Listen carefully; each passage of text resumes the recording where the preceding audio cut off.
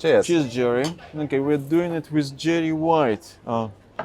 Gerry, the SEO White. Gerry, I check your profile and it says 1820. Nobody really can figure out how many years you were doing SEO. Well, that's a good question. I think it defines if we're talking SEO or if we're talking web stuff. Basically, I've been doing web stuff for probably 21 years now, which is quite a long time. Yeah, it is quite a long From hosting websites, developing websites, through to doing lots of stuff like that. But SEO, I think that's more like 15 years. What's your background? I mean, you didn't study it at university or anything. It didn't exist. No, back when I was at university, there wasn't like a subject matter of like SEO or technical marketing or stuff like that. But I did do marketing.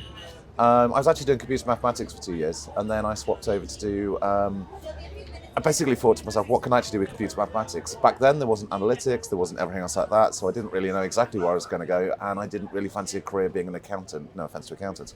So basically, I swapped over, did a bit of psychology, marketing, and other bits and pieces, graduated from that, and then ended up working in pubs, bars, and being a salesman, and also doing some little websites on the side, and that's kind of how I got into it.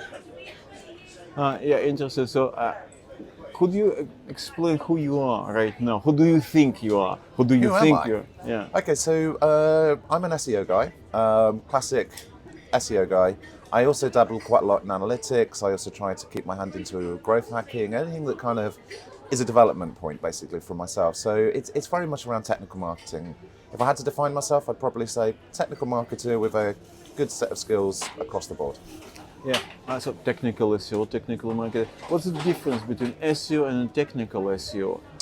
Well, SEO is a broad subject. And one of the things that I've always found amusing about people kind of going, I do SEO, is almost like you kind of can't say you do SEO, you can't do everything in SEO unless you've got a really diverse skill set. So for instance, can you do content? Can you do outreach? Can you analyze the code on the website? There are people, we're here in Amsterdam at the moment talking to people who've got incredible skill sets. And, when I kind of listen to what they're talking about and the skills that they've got, I know full well that I've got so much to learn in so many different directions. We talk to people about link building. It's not my strength. I mean, I can do it, but it's just not my strength. But I'm talking to people who, it's their bread and butter, their expertise, and they're the people that can teach the courses on it. Yeah, but link building, how I understand, it's more like a relationship than the technical things, isn't it? Well, you say that, but one of the interesting conversations we had recently is that link building to scale, you have to kind of approach it differently. So there's ways in which you understand where the links come from, how they're built, what they should look like, and generally speaking, it's very much around, the scaling and the delivery and stuff like that. Link building without technical execution, I think, fails, and I've seen this from time and time again where PR teams and people like that, they're trying to do link building, but they don't quite get the fact that, they have to have a good page for them to link through to, they have to have all of those bits and pieces that make up the actual link being earned. You're from Brighton, are you? No, from a little place called Ashby de la Zouch. Sorry, where is it? But I've moved around a lot. I moved from Ashby down to Sheffield, down to Bristol, then across to Bedford, then I went to Leeds, and then moved to Brighton. So I was in Brighton for a few years. Okay, so you live in Brighton now? No, I now live in London. No, you live in London? I live in London now, yeah, I've just moved. In Greenwich. Okay, yeah. Let's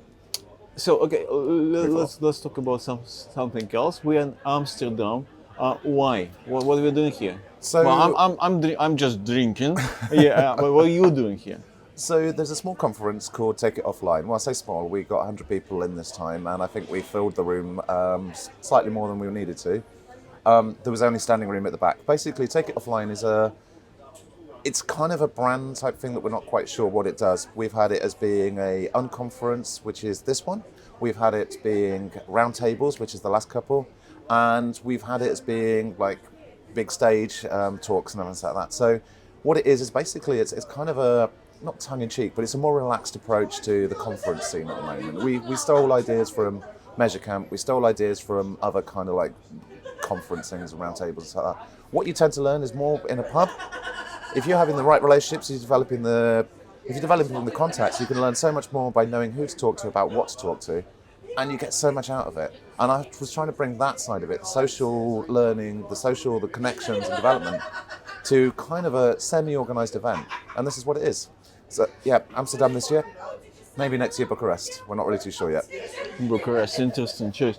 So for you, it's more networking. You kind of you thinking about as making a platform for people to network in a particular industry or in particular very narrow part of the industry, or still you think people will come to get some knowledge? Yeah, so I mean, most of the people here today are kind of more on the tech SEO side. But previously we've done them on paid, we've done them on analytics, and I know full well that today there'll be a lot of conversations about analytics because we've got some excellent analytics people here today. So the one thing about this event is the fact that it's made up by the people, not by the organisers. So, you know, it's not about 10 great talks, it's about all the participants engaging and interacting. Like open source conference. Yeah.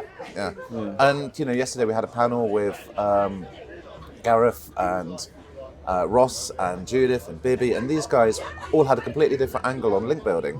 And listening to the way they talk about it, the way they approach the problem, the way they talk about the different problems that they're all facing and the solutions and how to approach black hat, white hat, what it is, how you can do it, risk and reward. So it was great to listen.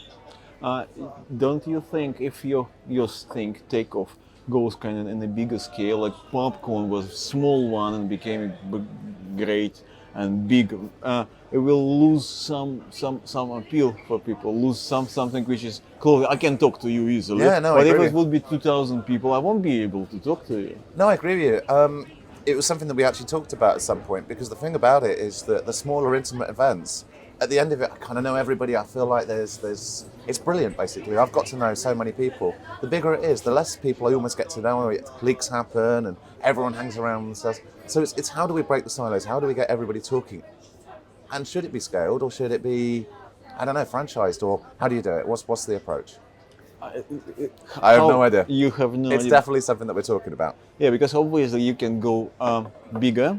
I'm pretty sure you have possibility to do that. More money, you can make money on it. Because I'm not sure you're not making money on it. You're probably paying the bill.